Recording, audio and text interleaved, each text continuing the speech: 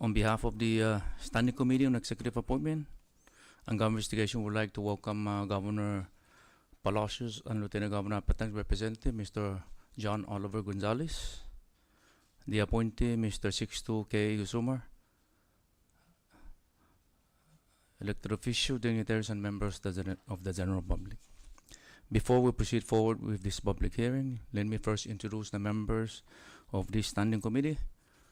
To my right side of the aisle is the floor leader of the Senate, Senator Dauno Manglonia from the 1st Senatorial District, Rota.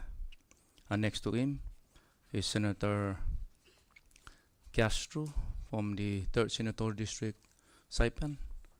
And to my left side of the aisle is the Vice President of the Senate, Senator Carl Neighbors from the 2nd Senatorial District, Tinian. And next to him is Senator Calvo from the 1st Senatorial District, Rota. And I'm the chairman of this standing committee, Senator Francisco Q. Cruz from the 2nd Senatorial District, Tinian. I would also like to announce a couple of things in the interest of informational purposes regarding code of conduct during this public hearing. Today, the members of the standing committee is conducting a public hearing on the appointment of Mr. 62K Gusumar to serve as the Secretary of the Department of Public Works. The public will be invited to make comments as to whether you support or oppose the appointee before us this morning. We value the input. However, any comments beyond the facts of the appointee or comments that are not directly related with this public hearing will not be entertained, and such comment will be removed from the record. At the same time, please observe minimum noises in disrupting this hearing process, and please turn your electronic to a silent mode. Thank you.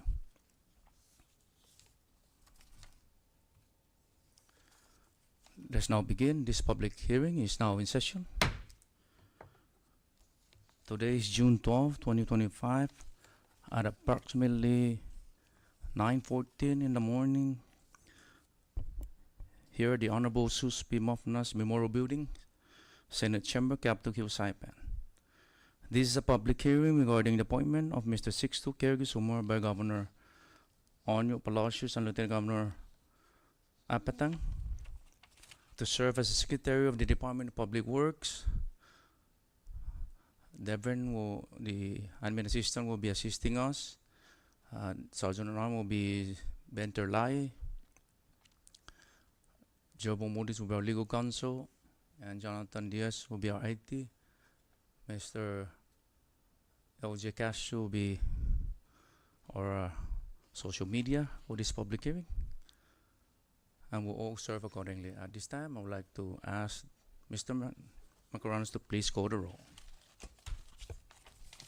Senator Ronnie M. Calvo. Present. Senator Manny T. Castro. Stick out. Senator Francisco Q. Cruz. Here. Senator Jude U. Hofschneider. Senator Carl R. King Neighbors. Here. Senator Karina L. Magofia. Senator Donald M. Magnolia. Present. Mr. Chairman, there are 5 members present and 2 members absent. Thank you, Mr. Macaronis. With 5 members present, we have the necessary number to proceed with this public hearing. However, Senator Magofnia and Senator Hofschneider are excused for this public hearing. At this time, do I hear a motion to adopt our agenda? Motion to adopt today's agenda. There's a motion to adopt our agenda was seconded. All in favor of that motion, say aye. Opposed, say nay. Motion carries. At this time, I'd like to ask the Sergeant at Arms to please escort the Governor's rep and the appointee into the chamber.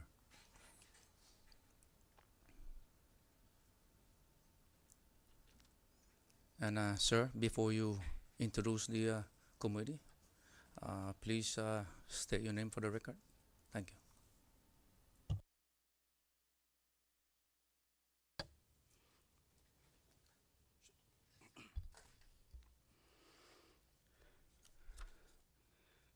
Half a day. Good morning. Honorable Chairman Francisco Q. Cruz, zan iman honorably naman membron isti na distinguidson na komitea EAGI. Ang mga umogaan lesor muamay nga kami, guahuilahin midzo itsetlun midzo bisinun midzo, si John Oliver de los Reyes Gonzalez Bolis, Acting Special Assistant under the Office of the Governor, on behalf of Honorable Governor Arnold I. Palacios and Honorable David M. Apatang, maguvdzo para bayhu tatsu paugugwini bayhu tohwi putsiha sa bayhu introduci I hadzi maganzi para ohala mohon umasinyala za adzik para o sekretaryo gato gi Departamentun Asuntun Tanu Publiko. And while I'm at it, actually, was maybe perhaps we can look into the possibility, Secretary and Senate leaders, about changing public lands into Northern Marianas Descent lands. No, maybe something to consider, because we are the rightful owners of these public lands. I am pleased to introduce the nomination of Mr. Sixto K. Igisomat to serve as the Secretary of the Department of Public Lands.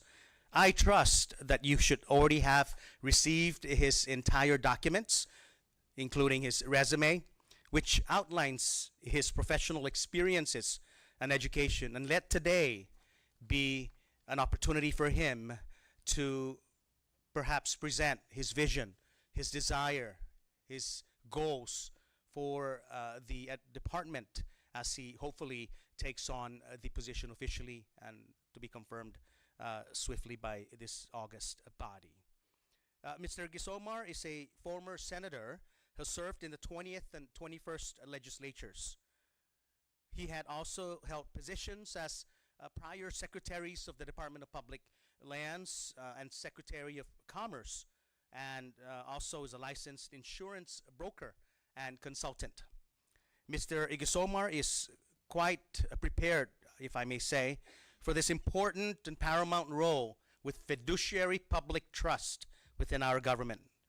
His goal is to make the Sinamay Department of Public Lands a more efficient and responsive, transparent agency that prioritizes nothing less than the interests of our own people, the rightful owners of public lands, the people of Northern Marianas descendants. Of all the things that keep us grounded, both literally and symbolically, is our connection with our sacred land we call home from time immemorial to date. Our public lands, Northern Marianas descent lands, are so much more than just the 14 specks of dots of the Sinamay and across the world globally in maps. It is our home. It is our sacred cultural homeland that is irreplaceable, and there's no price tag to it. And from them, we develop our culture. We nourish and nurture the future generation to appreciate and internalize the importance, the paramount importance of Puritanota, because it's the only physical assets that we have. And like our ancestors, debita dahi tapulan kosakita irensya iman irideruta ni man mamamayla giman mamayla siya na tempo. And so our public lands are so much more than that. Ikuturata, our identity and our way of life. And it is shared duty and responsibility and obligation, a sacred one at that, to protect them now and for ourselves, and especially for the future generation. Naman na masifa magunta. Taadahi, tapulan, ta nasiguro na mas guahguan, zan mas ariglaw irinsyata para siya mo na. He is committed to assisting the governor and lieutenant governor achieve this important goal. Governor Palacios and Lieutenant Governor Apatang place their full trust and confidence in Mr. Igisomar as the next Commonwealth Secretary of Department of Public Lands. I know he stands ready to answer your questions as well as share his plans for the future in the next couple of years. His leadership, his work ethic, and his ability to multitask and work well with others will make the department better and the Commonwealth more efficient and respected.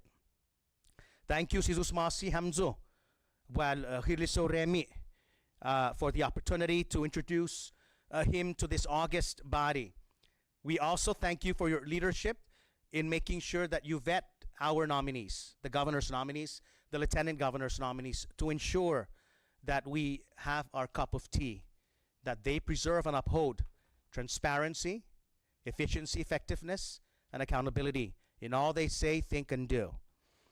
It is an important opportunity and a paramount role that the Senate takes here in this body for opportunity for the people on all three senatorial districts para fanikungog zo fansaunaw mangwentus zan lokwi man na ifiniho pod ihazi man nominate man magaganzi za hamzo pwede inan maulik in sinsura in kula za nasiguro na todo idinansi umana za hululo.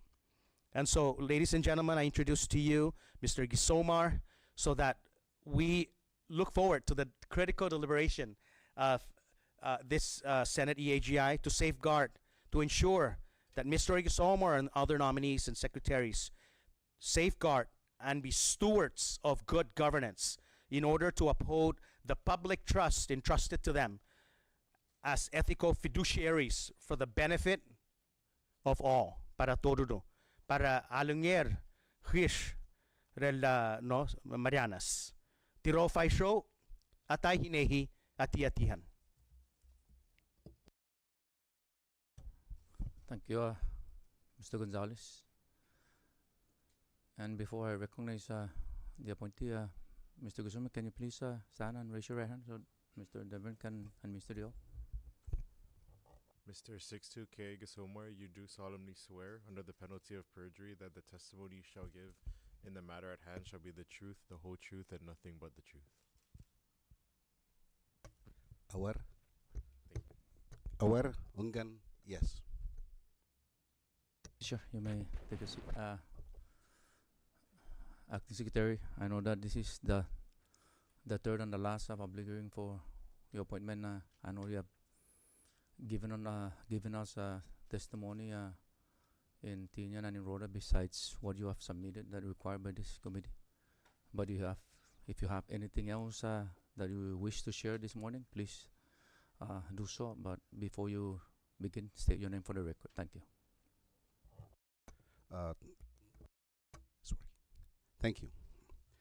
Hafades Antiro, to the Honorable Francisco Cruz, Chairman, and so Vice Senator Carl, King Neighbors, and the committee members.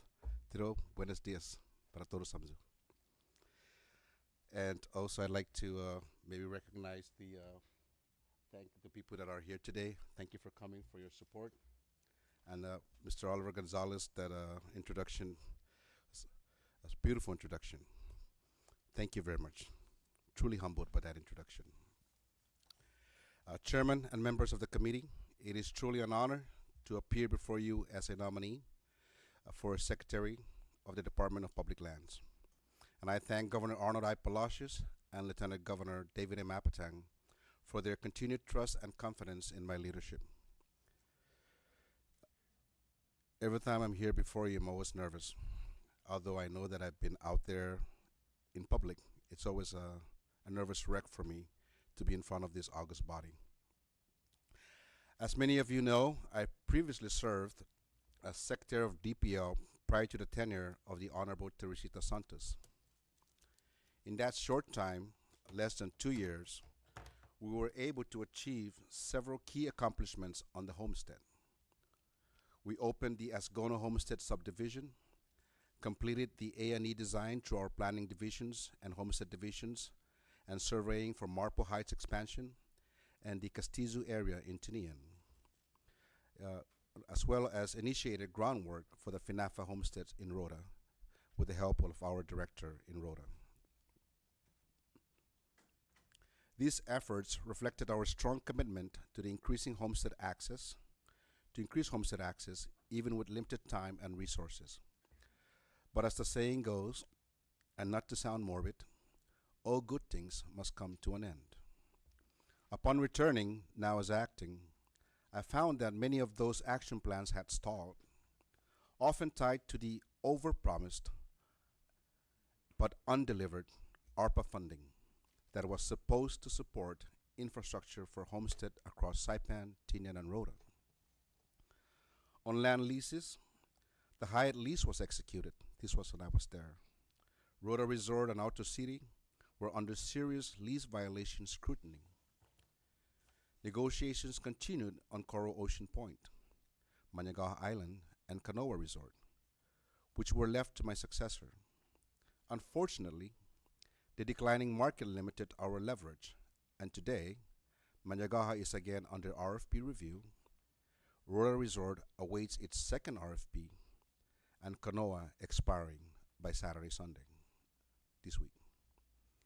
On land claims, this continues to be a sensitive area, complicated by a lack of general fund support to pay for these land claims.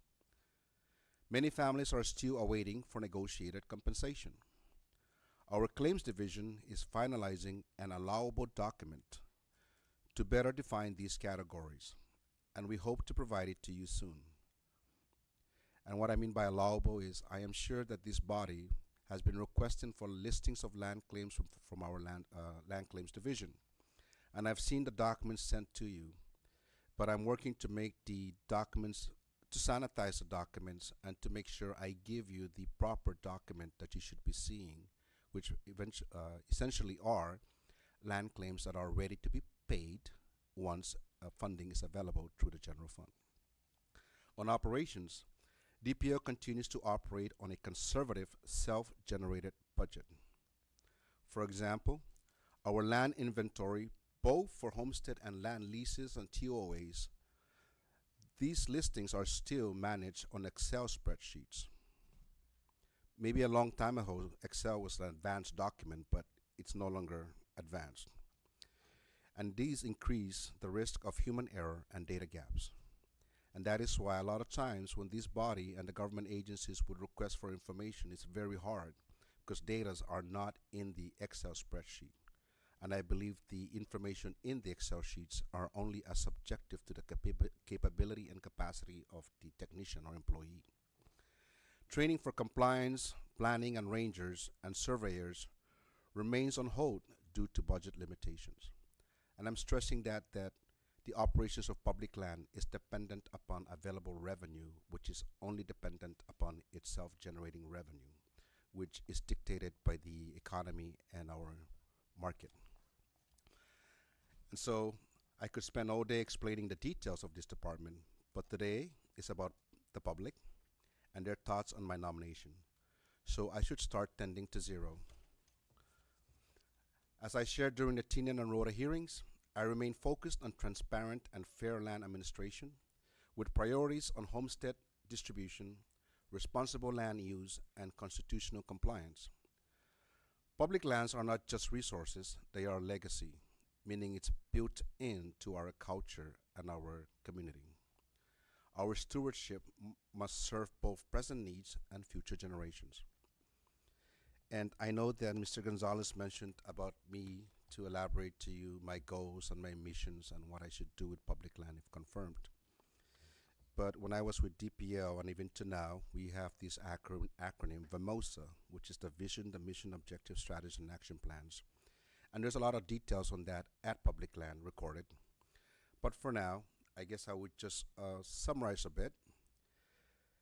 Our vision is for a better, healthier, and wealthier CNMI. And the mission is whatever is listed under our Constitution and Public Law 15-2. And our objectives, of course, is on homestead, land leases, TOA, and line claims. Our strategy to make these things work is to network out, to outreach, and to be transparent. And our action plans, as I've stated on Tinian and Rhoda, is working closely with DPW, CRM, and the mayors and all the other government agencies in order to collaborate to make this vision, mission, objective strategies a reality. So I look forward to your questions and to continue in this open, important dialogue with you all. Elijah, Tiro, Suzumasi. Thank you, Acting Secretary. And before I recognize the members of the general public that wishes to deliver testimony, first I would like to acknowledge entity that are invited to participate. From the Department of Public Land, Mr. Richard Villagomez, is he here to deliver testimony? If he's not here, anyone from that office that can just come forward, and before you proceed, please state your name for the record. If Director Richard is not here, then anyone from that office?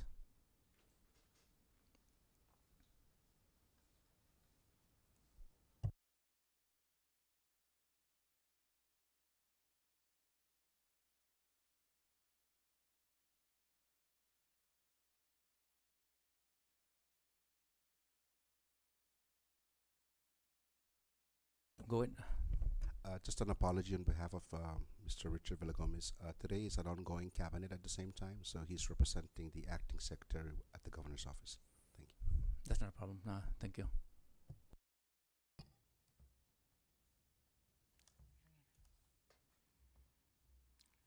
Good morning, Mr. Chairman and members of the committee. My name is Patricia Rosa, and I'm here today to deliver an unsolicited testimony for the nominee, for the Secretary of the Department of Public Lands. Over the course of nearly 2 years, I worked under the direction of Mr. Sixto Ixomar. As the Secretary of DPL, Mr. Ixomar has had to undergo diligent scrutiny with his academic credentials, his experiences, as well as his blood quantum to ensure that he qualified for this job. So I guess this time is more or less to evaluate his performances to help you determine if he should once again continue as Secretary of DPL. Being that I work directly under Secretary Ixomar's administration of DPL, I can confidently attest to his ability, capability, and his drive in everything that he does. His actions are so indicative of his passion in ensuring that the people of Northern Marianas descent are protected in every aspect of his decision-making throughout his tenure as Secretary of the Department. Mr. Ixomar's decisions are usually based on the greatest good for the greatest number, which hasn't always been easy. However, he has the tenacity and the ability to constantly leverage for maximum community benefits to bring to the people of Northern Marianas descent. I have watched our Secretary push land compensations with unsurpassed diligence. I have seen him review homestead designs over and over to ensure that every inch of the design is maximized to accommodate as many applicants as possible. I have seen him undertake difficult tasks in finally implementing Northern Islands agricultural homesteads to fulfill our NMD's dream to once again return to their homeland of Pagan. I have witnessed his trustworthiness in carrying out his fiduciary care and responsibility by resorting to judicial review to make sure that decisions are protecting the landowners of public lands. In short, in the short time as acting secretary, he has mobilized all surveyors to proceed with finalizing all retracements on pending homesteads projects to move forward across the CNMI. Agricultural homestead and village homesteads that had been dormant are now taking shape. Mr. Chairman and members of the committee, as we all know that in passing judgment on people, we are subjected to human imperfections and at times subscribes to no code of behavior except the dictates of our own reasoning. It is for this reason that I believe a standard of review assessing nominees' fitness is imperative. I strongly believe that the most objective, impartial standard of review should be based on leadership, education, experience, and training. The nominee's knowledge in administering DPL is beyond reproach. The nominee's knowledge. I believe in your committee and that this committee has been provided with his resume. In brief, he is academically qualified, on experience. The nominee's work experience has integrated a combination of professional work experiences that make him qualified by eminence. On training, he need not be trained. His leadership, proven. Mr. Chairman, under these criteria, the nominee excels superlative. Proven education, proven experience, and proven training and leadership. Mr. Chairman and member of the committee, given Mr. Ixomar's short time with DPL, he has demonstrated without placing a litany of descriptive adjectives, a wealth of knowledge, possesses the ability to lead, a believer in consensus building, and the ability to challenge conventional wisdom whenever it is necessary.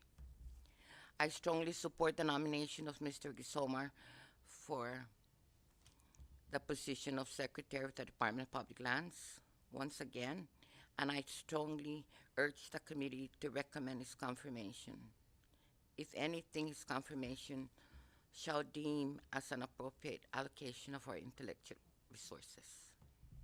I thank you for being heard. Thank you, Ms. Rosa.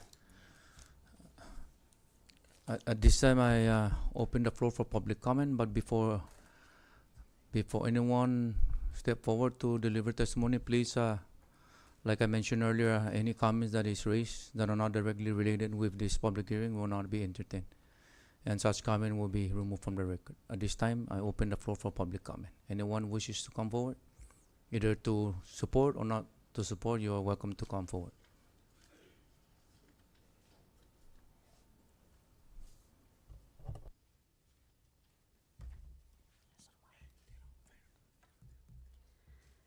Good morning.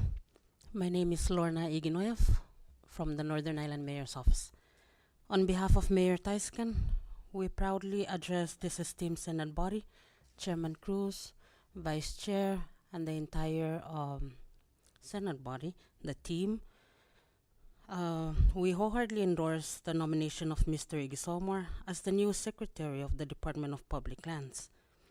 His visionary leadership promises to ignite transformative progress, and we eagerly anticipate the positive impact he will bring to this essential department, and most especially his assistance to the Northern Ireland residents. Thank you for allowing us to express our unwavering support for this remarkable nominee. Once again, Hiliso Suzusmosi. Suzusmosi, ma'am. Still open for public comment?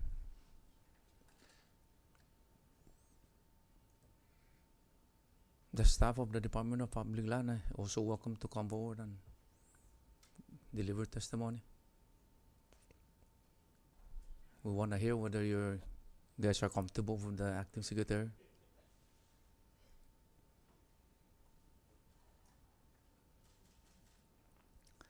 If no one else, once we close public comment, we will not go back to public comment. So this is the opportunity.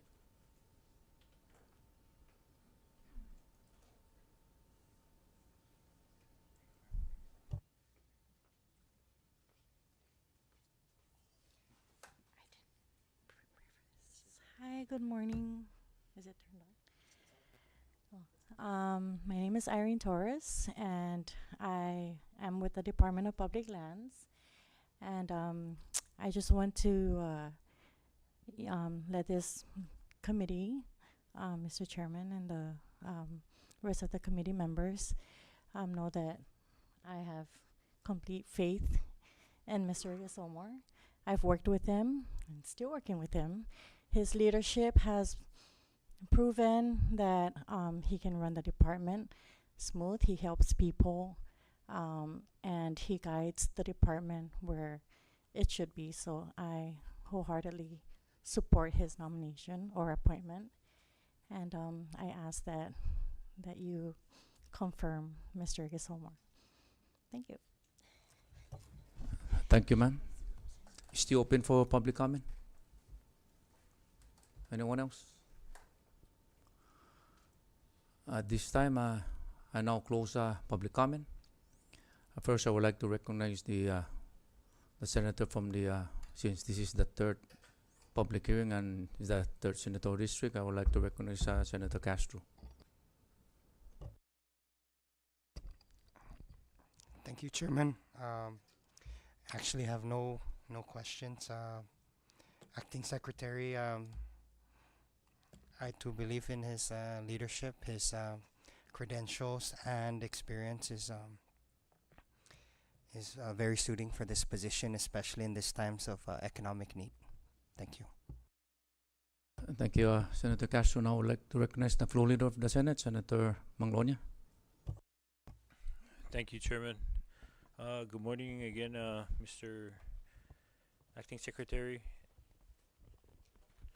I just wanted to see if there were any updates as to our last meeting on ROTA in regards to the requests that I've made during the hearing. This would be the list on the pending revocations or pending issuance that you mentioned that the office already has, but I haven't received. Thank you very much for that question, Honorable Senator, Floor Leader. From the as as soon as I got in as acting, I've been working with the Rhoda office, the director of Rhoda, Miss Rose Hokuk, and then of course your question. And as always, I'm trying to be as objective as possible without saying anything unnecessarily. So there were listings, and so I received listings in our department, and I asked the director. They they were thinking that maybe I have other alternative motives or issues. So I clarified that with them, with the new acting director, Miss Linda, to proceed in finalizing the list, making sure that everything is in order, and making sure that, so for my view, to make sure that I give you the right documents, that SOPs are followed.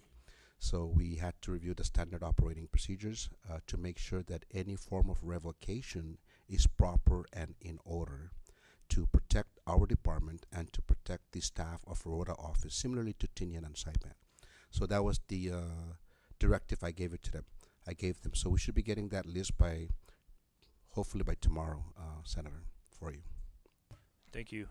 Additionally, there was another request. I'm sure you're aware that I've submitted last week, so hopefully um, that will be provided within the next few days, if you recall.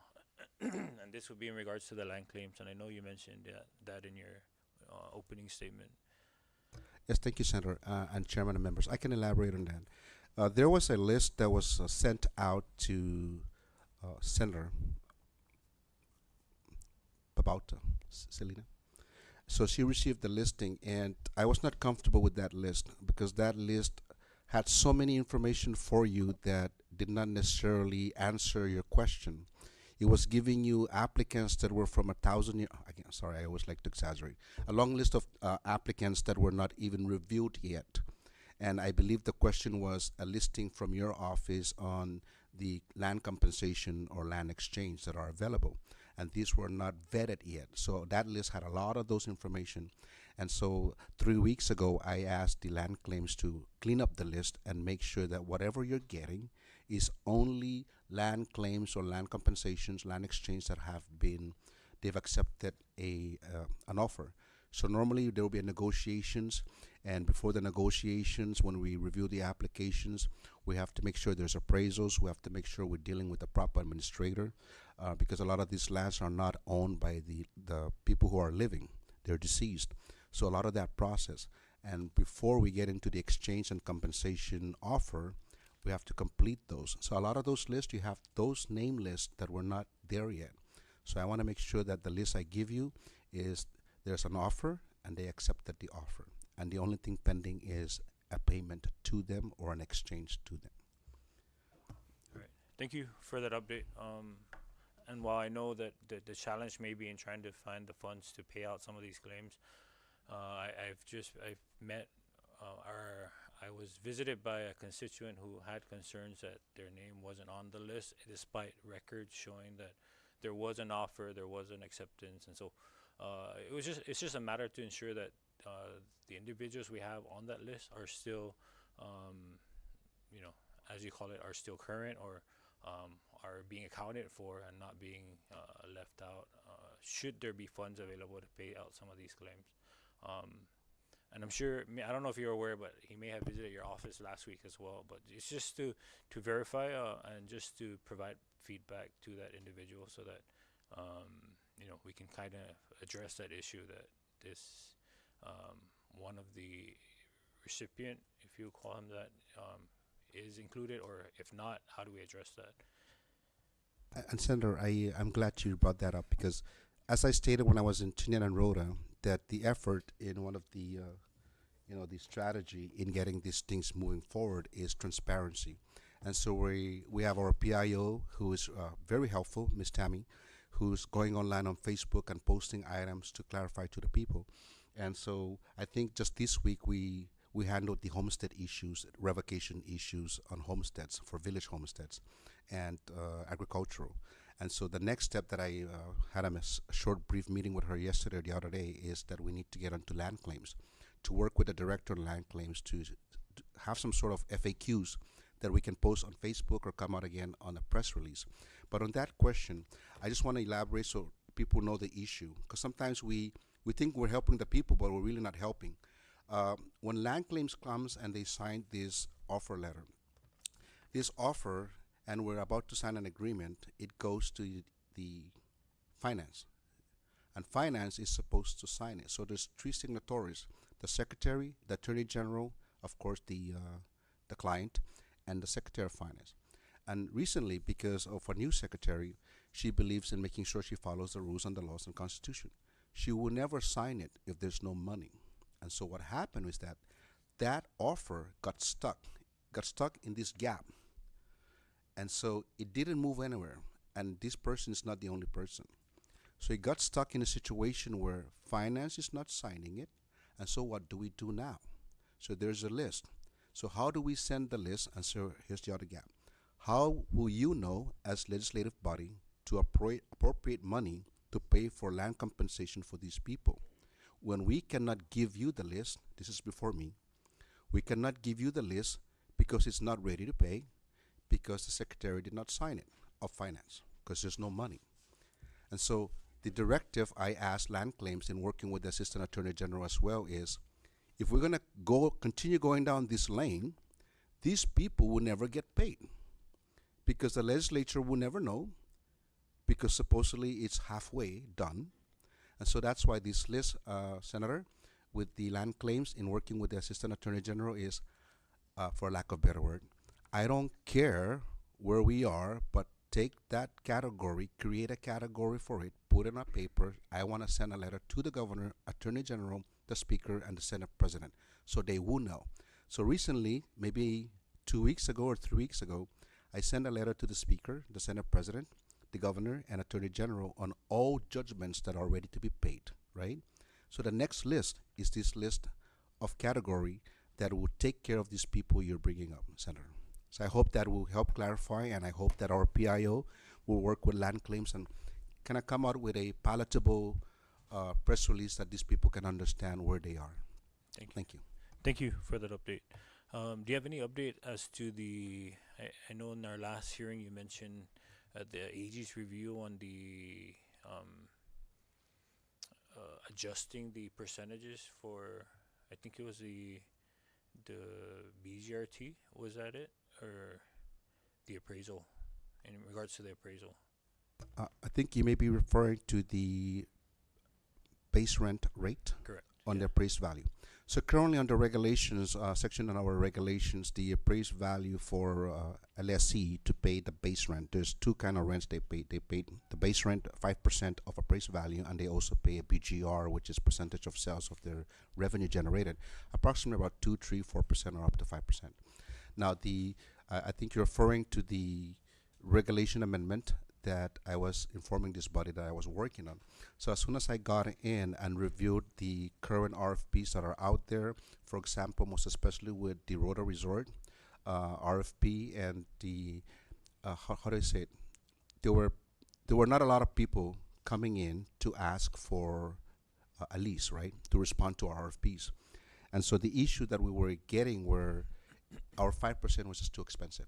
So I worked with our staff and worked with the governor and with the AAG, and we filed a lease amendment on the rates for BGR. I spoke with our assistant attorney general yesterday. That's currently with the registrar with AG, and we believe that it will be filed by June 15th. Okay. So once that's filed, so what would that do? So currently, Rota Resort RFP is coming in. We'll review that RFP. Hopefully we have a bite, somebody. And if it doesn't work out, we'll re-announce Rota Resort. Similarly to Canoa is expiring by this Sunday. By next week, we will release an RFP once we find out whether the lease regulation amendment is filed by June 15. At the same time, I am filing an emergency filing on that same amendment. So there'll be two filings: the regular filing for it to be accepted and approved, and an emergency for me to be able to use it already, okay, once cleared by the AG. I hope that answers the question, Senator. Yes. Thank you for the update. Let me just kind of shift gears a little bit. I know that while we are gonna have our budget hearings coming soon. I'm not sure if DPL is part of the list of departments to call in, but I just wanted to ask. Currently, is DPL in the process or still in the practice of reserving funds for future fiscal years? Currently, it's still the same. Nothing has changed, but there has been discussions between myself and the Secretary of Finance on how we can accommodate more funds to be transferred to MPOT. And my message to the Secretary of Finance is I only hope that the legislative body, policymakers, or the Secretary of Finance and the heads of MPOT can sit down in a room with DPL. So DPO can explain and elaborate a lot more to everybody to understand why in the first place that amount of money was put there as a reserve. Why it was reserved, why are you holding the money? At certain point when it became a big drama and a concern why DPO was holding up to 10 million or more, it had to do with the inside policy about making sure that before we remit funds to MPOT, we must wait for an audited financial statement that would legalize it, right? For transparency and for accountability. So that's why that money was holding there. And so when I became secretary, we re-released funds. I went ahead and released funds to MPOT, but making sure that it was our internal financial statements were closed and we'll follow that number, right? So that's what we did. So recently when Secretary Santos came in, she of course was also waiting for the audited financial statements, but through the discussions, she decided to go ahead and release some more. So she released more funds. Now we have funds at DPL that I would say $4 to $5 million reserved. But the purpose of that reserve is to anticipate that when October 1st comes in, we do not get funding from the general fund. There's no commitment from the general fund. That fund, DPO, will only pay itself from self-generating revenue. So if the bank is at zero, DPO cannot function because no one will pay the operational cost, right? So that's why the reserve is there. So it pre-budget itself for a full year with the revenue that's self-generated. And so October 1st, money is coming from the bank reserve. And everything else that's getting collected is getting put back into the bank. And then anything that's excess on the difference or the delta, it goes to MPOT. That's what's going on. So whether we're going to reduce that percentage of the reserve less than 100%, that's a discussion I had with the Secretary of Finance to please let's meet and discuss so that you will know that if I have 5 million and you take away 1 million, then we should anticipate the economy to make sure that we can continue to operate come July or August if we're not able to collect the gap. So currently the general fund has the convenience of not paying anything to the gaps of DPL. So currently, if the market drops, whatever that 5 million is there, will pay for operations until we basically just all crash. So whatever you take away as a reserve number percentage from DPL, we just need to make sure we can pick it up from October 1st throughout the year because it's self-funded. Thank you. Thank you. Oh, and there has been that discussion, right? And even Yes. in the last budget hearing, and that by holding on to the 100%, even if let's say you reserve half of that just to ensure at least for the first 6 months you're covered, the other half could be remitted over to MPOT, right? So that we can generate more monies that will come back to us. But that's a discussion that I guess that must continue with finance as well as maybe both fiscal affairs and ways and means. But it was an issue that was brought up in the last for the current budget, which is why I think there was a provision that we zero out, but then there was an understanding that those monies will be remitted anyway after the governor had vetoed that provision. But from our understanding, some of those monies for the current year that was reserved was already transferred or should have been transferred. So that discussion again is going to happen for the next fiscal year. Maybe a happy medium would be to provide a a percentage of what could go to MPOT and what could stay as a reserve. But in going back to the audited financial statements, how far have you come since coming in? Have you been able to close out some of the years that haven't been audited? So internally, with our accounting staff, under the director of leadership of Ms. Evelyn, the audited financial statements are as far back as the CNMI government because we follow them. So I think that's about 3-4 years back, right? So that's not even done for the CNMI government. So we follow that. So we audit it at the same time. But what I was referring to was in-house closing of financial statements. So when she closes it, then that's what we remit. But then we're coming to a situation where we were asked a question, when you remitted the funds to MPOT, what year was it? And to me, it was, and I'm sharing being transparency, that question is no longer relevant because it was no longer about closing of financial statements. MPOT and everybody was asking DPL, I looked at your money. You have $3 million in your bank. You only need $1 million. Give me $2 million. Give it to me. Give it to me. They send the lawyers after DPL. And then DPL reacts and send the money. It's no longer about closing on financial statements. So they're just sending money now. So when we were asked to inventory and do a cross match, I'm like, it doesn't make sense anymore. So even if I go back now and if I'm going to wait for the audited financial statements, I have to wait until those 4 years. But internally, you're trying to match now. It's meaning, not that it doesn't make sense, it's no longer significant and relevant for me to say back in 2022, I had 1 million extra. And then back in 2023, I had 500,000.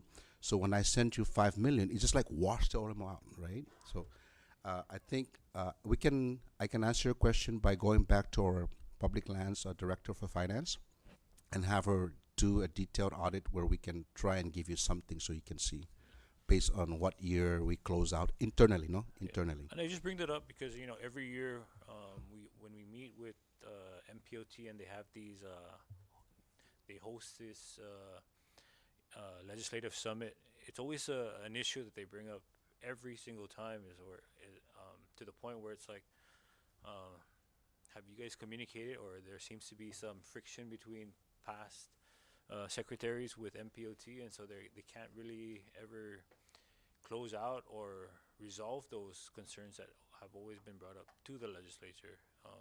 And I'm sure my colleagues can attest to this, is that there's always this issue of these gap years where MPOT never received the remittances from land leases, if there were any excess.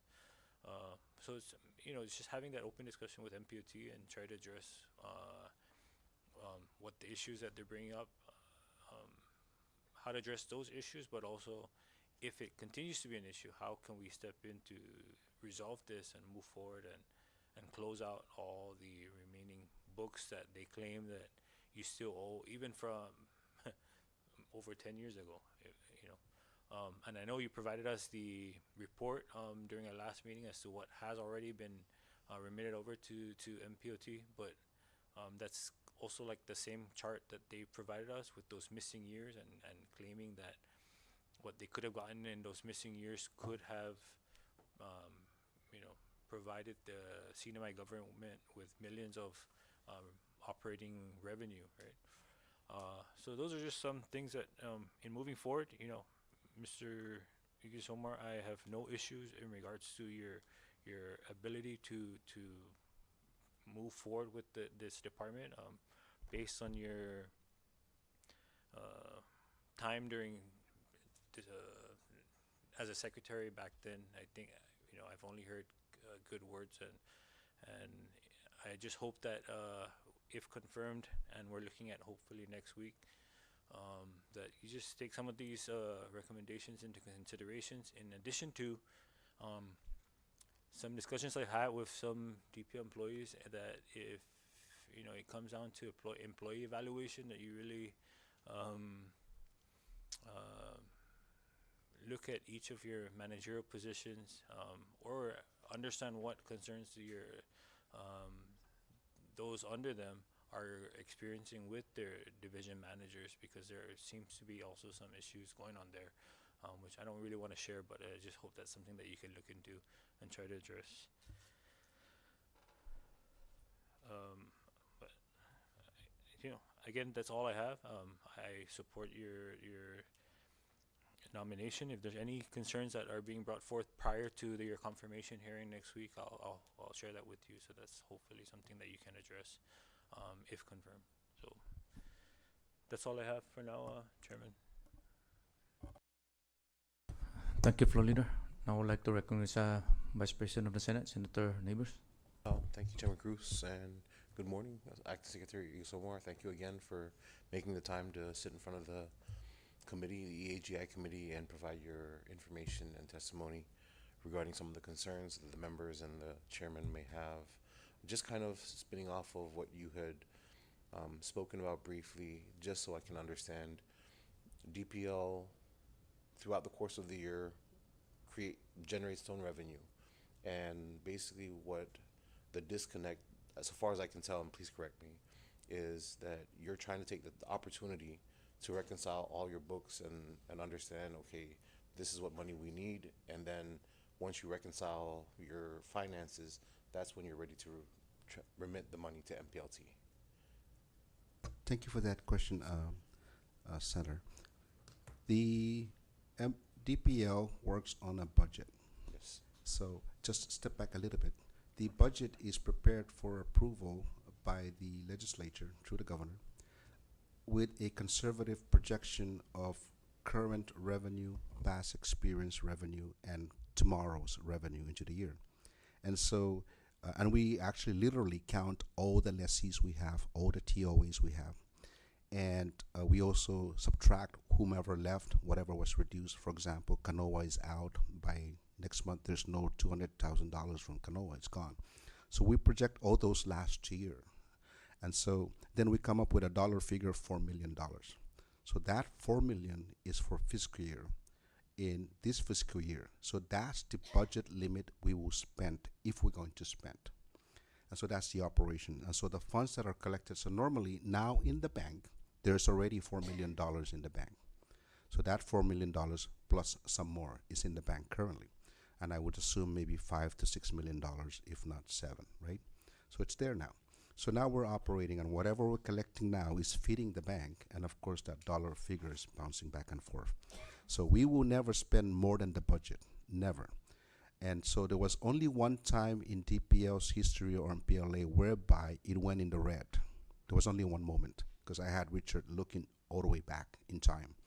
But other than that, it was never in the red. It's always close to that number or below. And the highest budget item in our budget is personnel, and then all the others. Although, even though public land has a lot of projects and a lot of resources it needs to operate, it cannot project a budget below this projection of revenue from tomorrow. So it stays there. So it never does. So what happens when there is a request from MPOT, we need some funds. We need some funds. I'm looking at your numbers. Please pay me the number. Remit everything. So what DPO did in the past, even during my time, even during Marin, well, maybe not Marin, but my time, we take a look at the budget that's reserved. We even accounted what's the ratio, what's the weighted ratio or average that's collected each month based on budget projection, and also at the same time calculated the current revenue that's collected and matching those and finding out whether we're going to be short by September 30 or not. So we really have all those, and Richard is doing a great job on that. So, and then based on that, we take a look at the current bank balance. So now if, like Senator is asking, Manglonia, I look at the bank balance from Bank of Guam, it's $6 million. I look at the budget, I have $5 million. I look at currently, I think I need $2 to $3 more million before the end of the year. Okay, what's the difference? Maybe I come about 2, 3. Okay, MPOT, I can send you $2 million. So it's almost been working that way through that eyeballing it based on the current statement balance from Bank of Guam versus True Finance, of course, versus what we need. So that's how we've been generating it to come up with the numbers. So, and I think back to the question of Senator Manglonia, Senator Caro, which as is related to your question, is this, I think if we, like the past, the biggest drama with my observation before I got there was DPL policy makers were saying, disenyo na hono sa lapi para MPOTs takimonazan ni audited financial statement. So that's why the money skyrocketed, because the Sinamay government never finished, so it's there. But it's not until, of course, we keep going back and forth and different secretaries. My time, I said, you know what? If I'm going to keep waiting for that statement, MPOT is going to keep crying. Meaning, no. So we went ahead and start giving the funds. Just give it up. I mean, it's the same thing. So now, to answer the question, how do we understand each other? That's why I asked the Secretary of Finance. Let's sit down, you, me, and MPOT, and let's come up with a percentage dollar value that you would be comfortable with and I would be comfortable with as a reserve. Because obviously we cannot encumber the general fund anymore. If we zero out DPO's budget and rely on general fund, any other services that the CNMI government needs will be zeroed out at $5 million aggregate total, right? So I asked Secretary of Finance, let's start with at 90% or whatever, if we can all agree that that's good enough. Because at the end of the day, Senator, nobody is misspending the funds. It's what comes in goes out, and we never spent over the budget. Thank you. Thank you for that. So I'm looking at your citizen-centric report, and the finances that you've received or budgeted has gone down close to 500,000 in the past fiscal year. Do you expect a further decline? And the second part of that question is, what is the floor of the operational needs for DPL? Currently, for DPO to operate properly, based on my observation when I was there, you need $5 to $6 million. So every time the budget goes down more and more, that's why when I came in and I saw that the budget was already submitted, I really have no choice. Me coming in as an acting, desiring to see $5 to $6 million and seeing less than $5 million. It's unfortunate, but that's what the market dictates. The projection for this collection this year is less than $5 million. So, and we have payroll to $2 to $3 million, and all others, you're talking about supplies that are just, and we're talking, that's just supplies. So for me, a comfortable budget for DPO needs to be at 5. If you're going down less than $4 million already, it's very tight.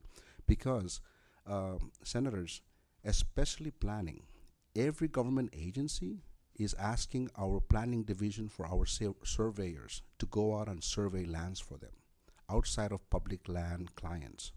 And not only that, just to send surveyors to Tinian and Rhoda. I just met with Tinian and Rhoda when I went down there. And most of the time, even during my time, I would send down the surveyors 1.5 times a year. They need the surveyors down there 3 to 5 times a year, but we just couldn't because of the cost to send surveyors down. So that's what I mean. Those costs are the ones that, because they're not there, we're pulling back. Fortunately enough for planning, I went in when I first got there. That's what I'm saying. This $5 million is necessary. You're asking how low can I go? Anything below $4 million, I really don't think we can really survive, because of all the operations that are happening to support, planning to support homestead surveying and planning to support the land claims for these islands that we're acquiring or taking. And so it's not comfortable to go below 4. The more the better.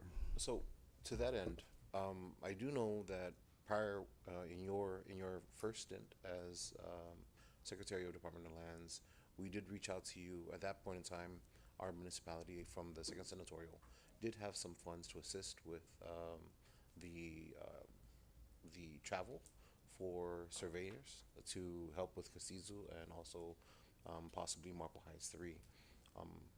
Somewhere along the line, there was a decision made by the prior secretary to accept the assistance from the municipalities for the surveyors. I wondered if you had any input as to whether or not you would be amenable in the event that the senatorials had the funding availability to be able to use outside source funding so that we could move the homestead surveys forward. Senator, thank you for that question. Definitely, as secretary and as a department, and as the source is coming from the government, we have no objection to any form of support coming from any mayors. Northern Islands mayors, we're currently partnering with Northern Island Mayor to go up north to Pagan to do some surveying. They're putting some share in to help support our travel expense, even though we have a grant expense. And so at the same time, for example, OIT, this IT out of finance. I am paying IT personnel travel to go to Tinian to fix my division problems on Tinian. So I'm paying for it. So any kind of payment coming and sharing from agencies, I think we're very much fine with it. It's already ongoing with other departments. And so surely, and I know the mayors are also struggling. Currently, I know that when I was here, I asked for Mayor Rhoda for support to assist us in paving the way for our operations, not for infrastructure. The ways for operations for our team, surveying team to be mobilized, or for our inspectors to be mobilized. Again, for legal clarification, I've learned a lot since the last two public hearings that we can't pay for infrastructure. I'm not paying for that, but I will pay to mobilize our team to be able to go in. I'll give you a good example. I was in Rhoda during that last hearing, and I had to park less than a half a mile away just to walk into an agricultural homestead because there was no way the car can go in there. And there's nothing wrong with walking, but you saw me, I was limping because I had a really bad issue. But imagine the mobilization of the surveyors to go in with all those heavy equipments with no access. So any form of sharing, a coordination with the mayors, whether we help the mayor by providing the mayor funding to assist us with opening up access for us to mobilize, or they help us in return. Either way, Senator Sujusma, that's a very good, I hope everybody can share that way too. Thank you. Yes, I will share it with our leadership, and thank you for that. I know that was a contentious issue towards the latter part of the previous secretary's time. Now, obviously, when you had come down to Tinian, also at Rhoda, there was a lot of public engagement with your hearing as it pertained to homestead and various issues. I wondered if you could share with us what, if any, input from the public you've received through your office directly, or through your office directly, and what did you hope to achieve when you first got here, when you first got appointed the previous time, and what if you didn't achieve them, what were the limiting factors to your inability to achieve those goals? I think generally the biggest items that are still pending today that I encountered from before is the gap on regulatory amendments. We all fully understand that MPLA was public land before, and there were a lot of cases that occurred during MPLA, and there were a lot of cases that were settled. So they were settled during MPLA times, prior to regulations. Today, during, I believe, Tenorio and Marian's time, regulations were filed. We also had a new Attorney General, and that Attorney General gave the directive to public land, even to me then and now, that the only thing you can do is anything aligned with a constitution clarified by public law and the regulation. Anything outside of that you can't do. So thanks to the legislature in some of your policy decisions, you created public laws which helped out the homesteaders, specifically for homesteaders who were revoked because of a matrimony after a permit being received, or homesteaders who were revoked because lack of infrastructure. And so those things assisted. And so the issues we're facing are other variances of these homesteaders under revocations where they believed that they were allowable during MPLA time, but why not DPL time now? So I think the changes that I'm trying to do my best on is making them understand the regulation and making changes to our forms that are currently under operating procedures, SOPs. And so we're putting in there that, trying to inform them that when we give you revocation notices, it means you have to act. And please act, because, and that is not a revocation, it's a notice. When it comes to the revocation, actual revocation of that permit, then you have a hearing process still within the public lands. So you go there. And so the thing is, they're trying to tell me to stop the hearing, and I said it's too late already. Some of these people are 3, 4, 5 years since they were given permits. So I think for me, it's about transparency. The biggest solution to most of this would be transparency, and that's why we have a PIO to help us inform the public accordingly. And I'll be going to Tinian and Rota again, and hopefully hold another public session on Tinian and Rota. And I do thank you for and the PIO for your guys' engagement. I think that is paramount to bridging the gap of just the understanding of everybody's role, right? I know we on Tinian have been constantly under scrutiny as a leadership as it pertains to the homestead, and obviously we're not here to blame anybody, but I think a part of the problem is us realizing what role everybody plays in actually building the homestead and allowing it to be for you to get your lot and then to build on. So that's one of the bridges we're trying to get as well. In that vein, you did talk about how you wanted to, I guess, restructure the manner by which you presented or filed your information digitally.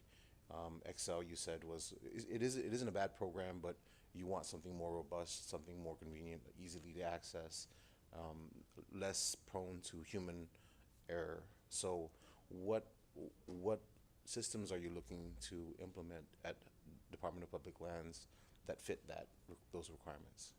So for that one, we're going to have to do a fact finding on that, like a research on it, because I was actually just yesterday I was talking to one of our planning employee, Jude, and I asked a lot of documents from him.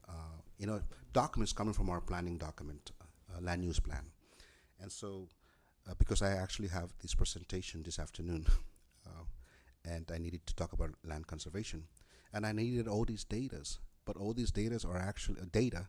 They're in PDF, in a book, on sites, and we have them in our maps. It's in the computer, but there's no exact data mechanism to pull them.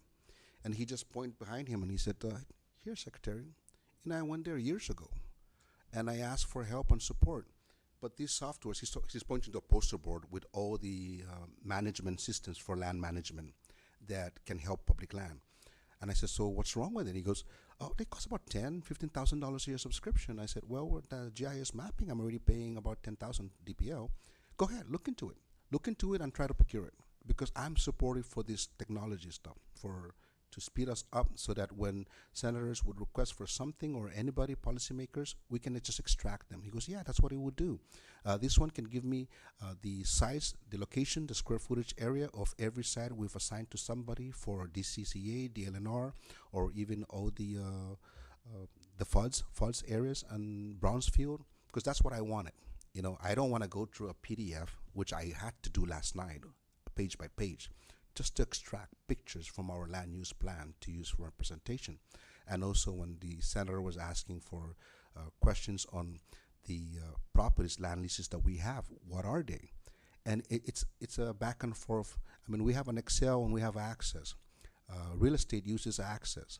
And so when I ask for these listings off in order by drop fields under Excel document, which we all know, but first, they need to convert this access to Excel, which is complicated because we are using also outdated computers that does not have the megahertz speed to be able to handle the RAM to do this. So that's basically. So in short, Jude at planning, I will believe the guy under the leadership of his director that those are the softwares behind him on this poster that he will look into, so that we can acquire and hopefully help out planning and help out real estate and help out homestead. Their system, which was built by somebody locally within the Mariana chain, keeps crashing. And that system is supposed to cross-match every landowner case in the court, so that when people come in for qualification of homestead, and we're reviewing the homestead before we issue the permits, I'm not sure if you're aware of this, senators, but they literally have to go through pages from the court, one by one, looking for a name. Kogagi si Antonio, I was going to say Macaronas, Commissioner, but Kogagi is John Doe. This John Doe, and they look through the pages, looking for the birth date. From here, we can start looking when he turned 18. Did he own a land? They literally have to do that. So that's why I brought that up. That if we have more money, we'd be able to automate a lot of softwares that can help out. And as a matter of fact, I think it's in the land use plan in Public Law 15-2. And I asked him that question a week ago. Have we accommodated Public Law 15-2 where it states that we're supposed to have all these properties automated? Yes. Where are they? They're in the GIS map. To me, yeah, it's in a map in the GIS, but it's not automated. There's no way you can go there and just pull and extract. It's not that easy. Understand. So you Thank you. can't just query and search for Yes. individual applicants and their status regarding land interests and their application. Yeah, I status.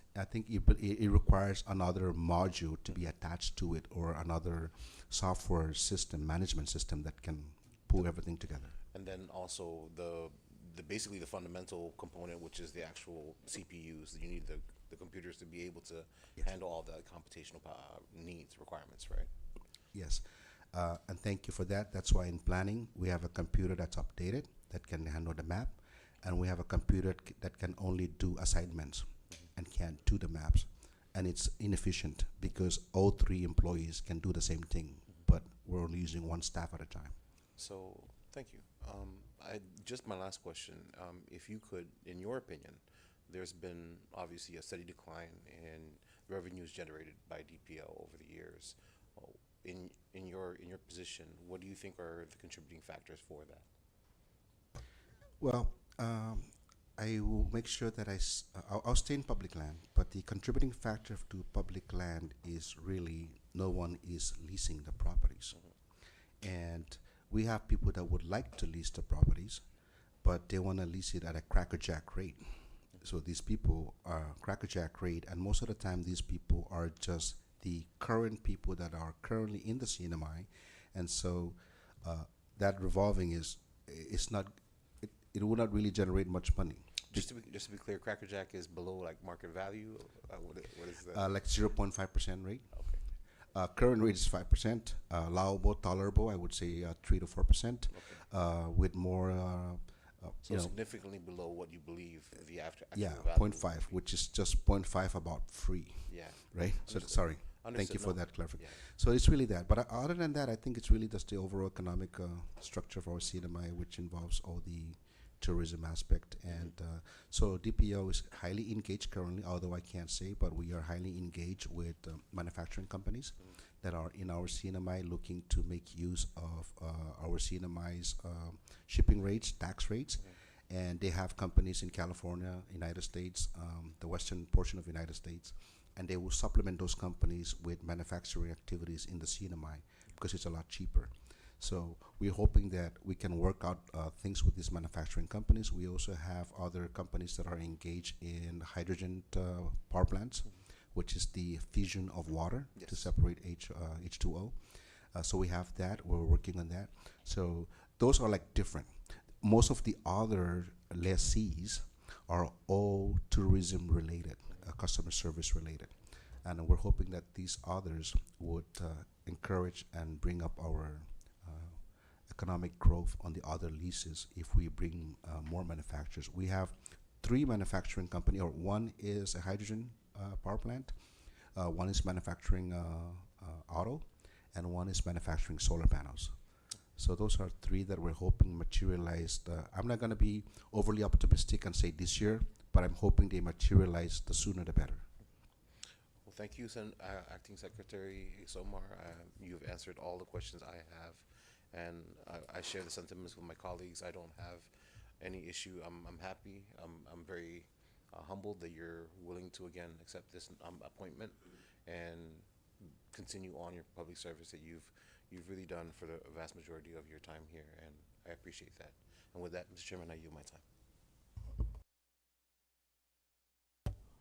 Thank you, Vice President. Now I would like to recognize Senator Ron Calvo. Thank you, Chairman. And thank you to our colleague, Senator King Neighbors, for the Q&As. He pretty much answered quite a few of the current issues, most especially when it came to your centric report and the challenges we do face. you know, we are very grateful that, you know, you are in that position of being appointed, because you, based on your resume and prior DPL secretary and, you know, the credentials in place, we look forward to, you know, making sure that your team gets the leadership it needs to move forward as far as, you know, the transparency in communication, the accountability portion, and also the land management challenges on all three islands. We'd like to thank the testimonies from the public as well, and the DPL members, the governor, rep. You know, we just look forward, like they say, is having that technical upgrade, that system in place is very critical, you know, when transitioning from, you know, all the documents needed and, you know, live, and in order for us to work, like your goal said, effectively and efficiently.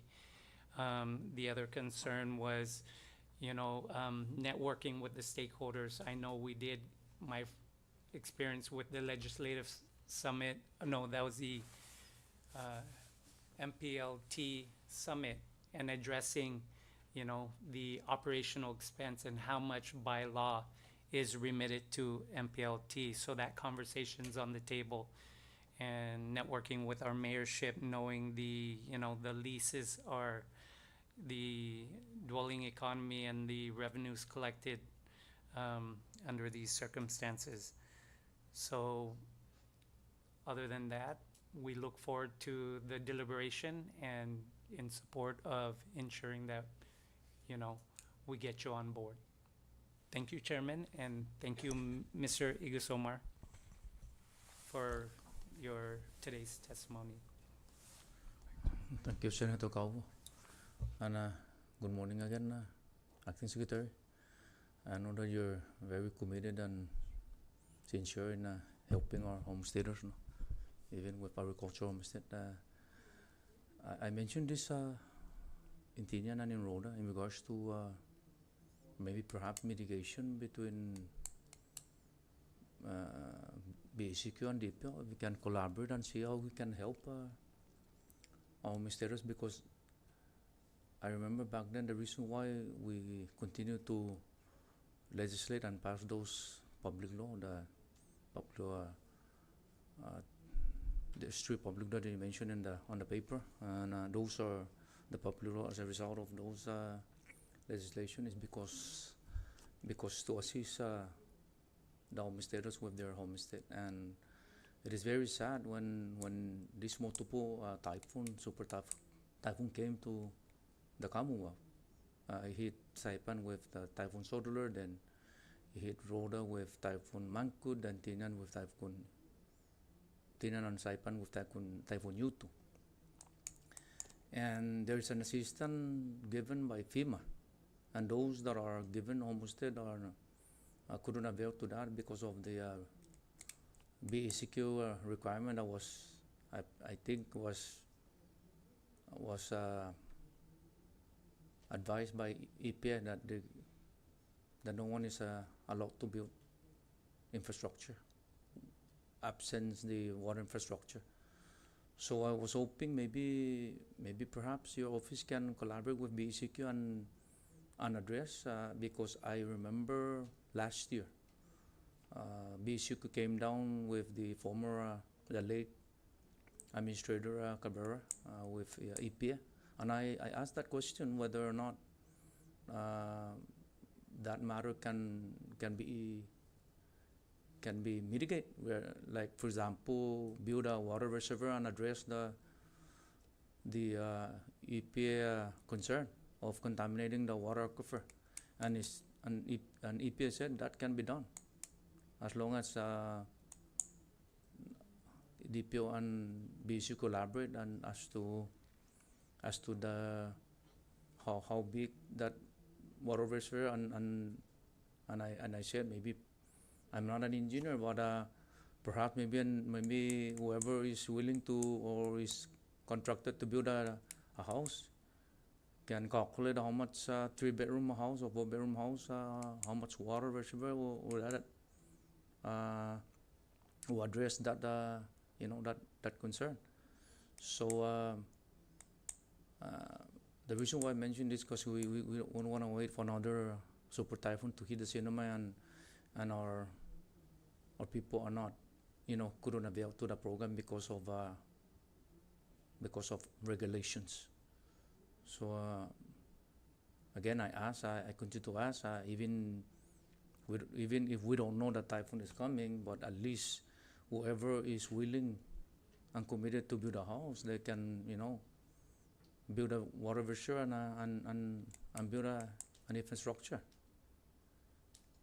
A lot of our homesteaders at West continue to ask us elected leaders when they can be able to build a house. And us delegation, we couldn't find the funding at this time because I know that CIP are the funding for the cinema under CIP through OIA are reduced.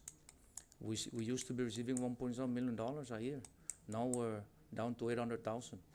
And that West that I mentioned I mentioned that in Tinian and mentioned in Rhoda, and I continue to mention it that back 2 years ago, that water infrastructure for San Jose, Tinian San Jose, or Tinian West San Jose, it costs $2.5 million.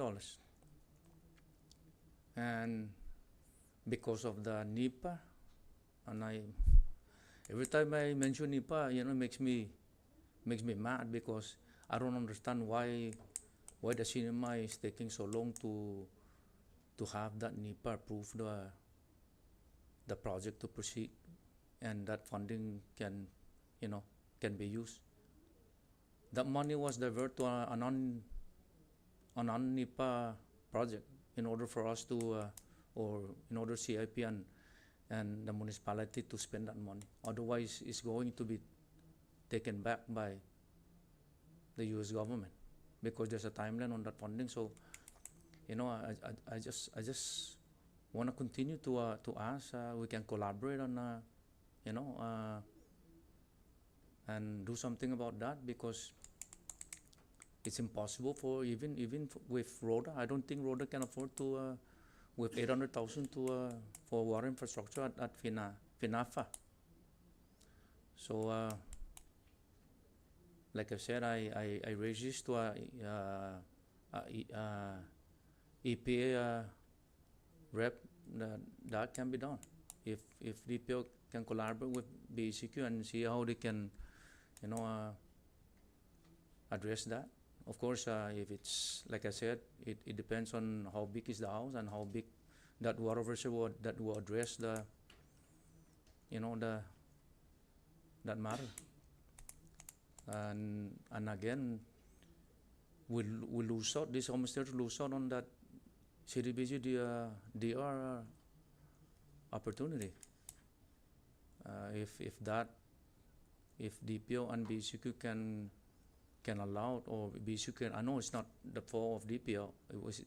It's EPA that telling BCQ to tell DPO not to build any infrastructure without any infrastructure without water in place. So a lot of homesteaders, turn to us and they tend to blame the elected leaders for not, it's, like I said, elected leaders, anything and everything, they turn to us and blame on us. So that's why I continue to raise this matter so that maybe perhaps everybody can work together and see how we can address this critical that affecting our people, most especially homesteaders. And I appreciate your statement in Tinian and Rodan here, but you will continue to push forward to open those homesteaders rather than waiting for water infrastructure. It's going to take, for me, it's going to take forever. With 800,000, if we keep that 800,000 to this year and then for the next year, maybe by the time we collect those multiple 800,000, the federal government will take it back, but there's a timeline for those. So let's see, let's help one another and see how we can assist our homesteaders. Some of our homesteaders continue to mention, why are we getting homestead and we cannot build a house? And it is very difficult to, and even if I tell the story about what happened, a lot will not, be comfortable with what I'm saying. All they think is it is your job to find ways. So again, I appreciate your intention or your move to continue to to get this homestead out and get those homesteaders be at least be cleaning the property and be able to get their deed rather than waiting. Everything is going high, getting expensive, and by the time they get their deed, they couldn't afford to build a house. So and I know that's in the original regulation in your permit is to build a structure, but because of absent of water infrastructure, I appreciate DPL for not going against that legislation, not just to assist our homesteaders. And again, I just want to ask, how many at West San Jose that have already received the deed, and how many in Finafa? I will, sir, I don't have those numbers now. I'll try my best to get those numbers for West San Jose and FINAFA. I'll get those numbers for you. Because the reason I mention this, because when we're doing the public hearing, your second public hearing in Rhoda, somebody mentioned there, and I didn't have the time to call you and inquire from you, that I don't know if this is true. In FINAPA, they're not given the homestead opportunity to clean their property there. Is that correct? I'll get clarification, but FINAFA, that's in Rhoda, right? Yes. So FINAFA, there's no, and I don't think there's any permit yet for FINAFA. I can get clarification, but it's just based on my conversation on the, and that's why I was saying we need to mobilize a clearance for our surveyors to move in there. So we need to push our access point. So you wasn't given back in 2014 the same as in Tinian? Wait, first we're talking about village homesteads. So Yes, village homestead. I'm talking about village homestead. there's no permits issued in FINAFA yet. In 2014, just the West San Jose Tinian. Yeah, manala di sa tauto Yeah, I was hoping they gave the same time, because I know that they were given the raffle in 2009 at the same time, right? They only raffled, Senator. Yeah, they raffle both in Rhoda and in Tinian in 2009. Yeah, but no permits issued. So they never issued in Finapa. Oh, I was hoping that they do it they do it the same and be. So so any plan to issue the permit? Are you guys is it you gonna do it the same thing as what you're gonna do with the expansion in Tina? Yes, Senator. Yes. So Okay. I was trying to answer you that yeah, we're moving forward because you had questions about CRM coming in, Okay. and so I was waiting for you to allow me to talk. Okay. If you Go ahead. I'm sorry. I No, just no. want to finish all my. So, well, firstly, on that issue, we just sent out yesterday a letter. Well, we've been working in house, me and the homestead divisions, Rhoda, Tinian, Saipan, and at the same time with planning, most especially with the CPAT, and trying to dig back into history, what transpired, what happened with our consultants that we hired for A&Es and plannings to get major siting permits with CRM for all these homesteads that transpired, right? Opening of homesteads. And so we've met with SSFM and with PEGS, Mr. Castro, and we've discussed more specifically for Barranca, what happened in Barranca. So I went ahead and sent a letter out, not yesterday, 2 days ago, to CRM, asking them to give us an answer on Barranca Tinian. because that permit was submitted, but they never answered whether yes or no to the homestead to continue. And the reason why that letter and discussion and review with planning is very important because of our discussion on Tinian, our meeting on Tinian public hearing and meeting with the delegation on Tinian, that in order for us to move forward with the Marple Heights extension, we need to anticipate, consider what's going to happen to those people that put in Barranca.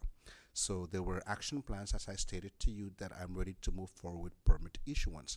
However, we can't just repeat what transpired with the West San Jose, whereby we gave permits out, but Barranca was in limbo. They never went anywhere. So we need to make sure we accommodate them, that if we are to allow the Marple Heights expansion, or 3, to move forward, that these people pull first. And then we came up with another issue, that what if we pull and then CRM comes back and said Barranca is open, and then we gonna have civil unrest, right? So anyhow, the issue is CRM letter, as per working with your team, I sent a letter out already to CRM. Please clarify Barranca, yes or no, and we're ready to go in public land and PEGs or SSFM to provide you again with another presentation on Barranca. Just give us a decision. At the same time, Senator, in that same letter, I asked CRM to please consider, I will be issuing out permits to homestead people who put the lotteries, including FINAFA, right? Include them. And I need you to please, although there is a statute out there that after 2 to 3 years and 45 days later with no infrastructure, you can get your deed, I think that shouldn't be our policy, although it's already there. Our policy should be to give homes to people. Therefore, CRM, I'm asking you to consider regulatory amendments specifically for residential single home permittees for homestead. Please consider giving some sort of waiver or being malleable to allow these permittees that I'm about to issue out, that if they can come to you and justify that they can have alternative options for cistern, water, power, whatever, that you would give them a permit to build. So that, we discussed that in Tinian and we discussed that in Rhoda. So that letter already is pushed already and initiated with CRM. So now they have 2 questions to answer. Is Barranca to be opened up or not? Let me know, yes or no. If you're still stuck on an issue that there is issue with the well next door, we have PEGs and SSFM that are ready to inform you that whether it's okay, that we can do it. So let us know. And then the other thing they need to answer is, please consider, call me in if you need me, and we'll discuss our recommendation for you to make changes to your regulation. So those things are moving as per your directive as well on Tinian and Rhoda. But I wanted to just say that you really hit a good point, and I can really relate, Senator, because I can somehow we're moving forward, but we know that there's homesteads to issue. We know that infrastructure is a problem, but somehow it's like a problem, right? That there's an anomaly out there. But I'll just share 2 stories with you. I used to pick up my son when he was only 3 to 4 years old, going to Montcalmo, and I would drop him back to his grandmother, and he would tell me stories. And one of them was, Daddy, while driving in Tanapak to San Roque, you were on top of this rock and all the waves are coming down. What are you going to do? I'm thinking of a very, very scientific answer. I said, I don't know. He said, get out of there, right? It's just that simple. Just get out. We have a problem, just get out. And the other one was, I said, how many coins do I have? I was showing him 50 cents. He goes, oh, that's 2 50-cent quarters. Like, wow. So there is interpretations, what I'm trying to say, right? And I'm here and I'm committed to find ways to push it. And I'm willing to join the team or join the policy to initiate, to realign, to re-navigate that we have the public land's most serious issue with homesteaders is we need to give permits. The land use plan said identify homesteads. They did. The land use plan identified all the homesteads. That went out. The next thing is give the permits. So we have a long waiting list, which we announced in our newspaper, came out yesterday. And so, but I'm still there, but there's no permits issued because of no infrastructure. And we all know, we are very sure we're all suffering. The budget is not enough for infrastructures. The Grants Management Office is finding ways, CIP, to bring infrastructure in. So, but meanwhile, I hope that partners like CRM, regulatory agencies, DPW and DPL can sit and find a way that if we can't do it or they can't do it and they need your help as policymakers to enact laws to make it happen, then maybe force it. But before we get there, let's find out what their answer will be on our letter to please look at your regulation and see if we can have a special homestead permit allowability for these people to build, especially on areas without infrastructure. No, so you're talking about As Nevis, you're talking about Gempapa, there's Mua, that area as well. We're ready to move in and create our access in there. And then of course we'll be working with the mayors if they can support us in giving us access points to be able to mobilize our ATVs to bring in our equipments and start surveying. This is Masi. Thank you, Acting. And I hope that even if Asgono, right? Are you guys going to do the same? And yes and no. For Asgono, I've already discussed with Pat. If you remembered, Asgono was like about, wait, I have a number here. I mentioned this because I want all three senatorial district to be fair. I don't want. Oh no, don't worry, Senator. Asgono is at 330, and the reason why it was at 330 was because we went from 700 to 800 square meters down to 500. That's because there was a sewer there underground, and when CUC went there and investigated that sewer pipeline, it's dilapidated, so there's no sewer underground. So 500 square meters, even I tried it in building a house. There's no way you can build a house in Asgono at 500 square meter land size and for you to have a leaching field. With all the setbacks from zoning, it's not gonna work. So, planning director, Pat, and I sat down and we agreed that from 330, it's gonna be cut down to half because we're going to go back to the original A&E size of those properties. In order for us to issue permit, it's now 700 to 800 square meters. Now you should be able to have room to do some kind of leaching field if CRM authorizes. So that's the direction. I appreciate that. Thank you. Anyone else? No? Okay. Devin, can you recognize letter in support or not in support?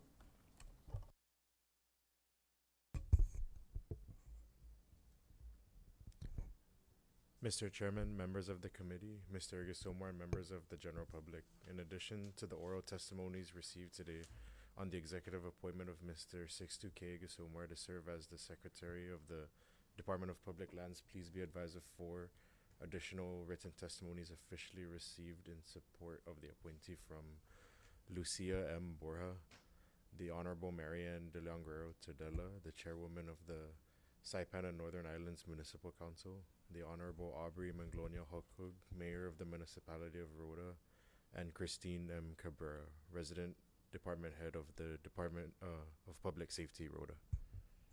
At this time, no written testimonies in opposition to the nominee's appointment have been received by the committee. Thank you, Mr. Chairman. Thank you, Devin.